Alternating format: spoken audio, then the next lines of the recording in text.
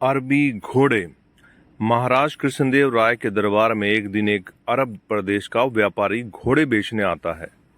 वह अपने घोड़ों का बखान करके महाराज कृष्णदेव राय को सारे घोड़े खरीदने के लिए राजी कर लेता है तथा अपने घोड़े बेच जाता है।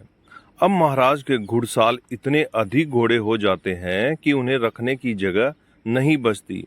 इसीलिए महाराज के आदेश पर बहुत से घोड़ों को विजयनगर के आम नागरिकों को और राज दरबार के कुछ लोगों को 3 महीने तक देखभाल के लिए दे दिए जाते हैं।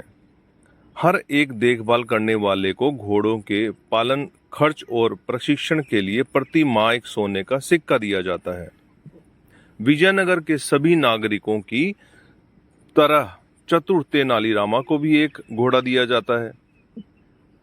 तेनाली ने घोड़े को घर ले जाकर घर के पिछवाड़े एक छोटी सी गुड़साल बनाकर बांध दिया और गुड़साल की नन्ही खिड़की से उसे हर रोज थोड़ी मात्रा में चारा खिलाने लगे।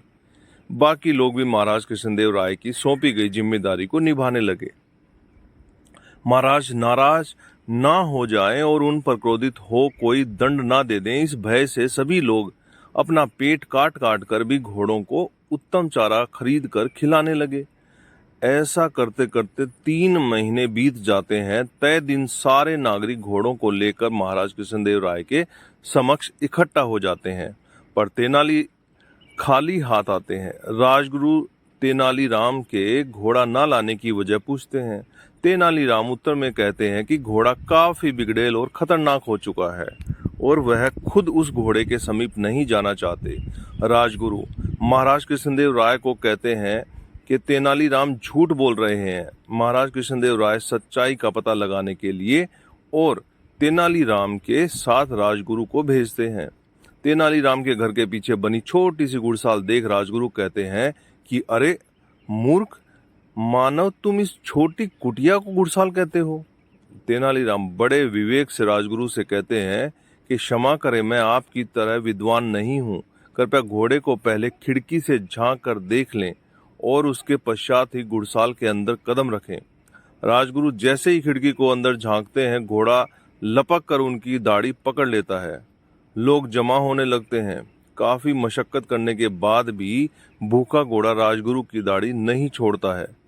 अंततः कुटिया तोड़कर तेज हथियार से राजगुरु की दाढ़ी काट कर उन्हें घोड़े के चंगुल से छुड़ाया जाता है। परेशान राजगुरु और चतुर तेनालीराम भूखे घोड़े को लेकर राजा के पास पहुंचते हैं।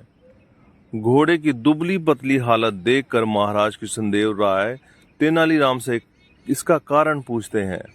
तेनालीराम कहते हैं कि मैं घोड़े को प्रतिदिन थोड़ा सा चारा ही देता था। जिस तरह आपकी गरीब प्रजा थोड़ा भोजन करके गुजारा करती है और आवश्यकता से कम सुविधा मिलने के कारण घोड़ा और व्यक्ति और बिगड़ेल होता गया, ठीक वैसे ही जैसे कि आपकी प्रजा परिवार पालन की जिम्मेदारी के अतिरिक्त घोड़े को संभालने के बोझ से त्रस्त हुई। राजा का कर्तव्य प्रजा की रक्षा करना होता है, उन पर अधिक बोझ डालना नहीं। आपके दिए हुए घोड़े पालने के कार्य आदेश से घोड़े तो बलवान हो गए, पर आपकी प्रजा दुर्बल हो गई।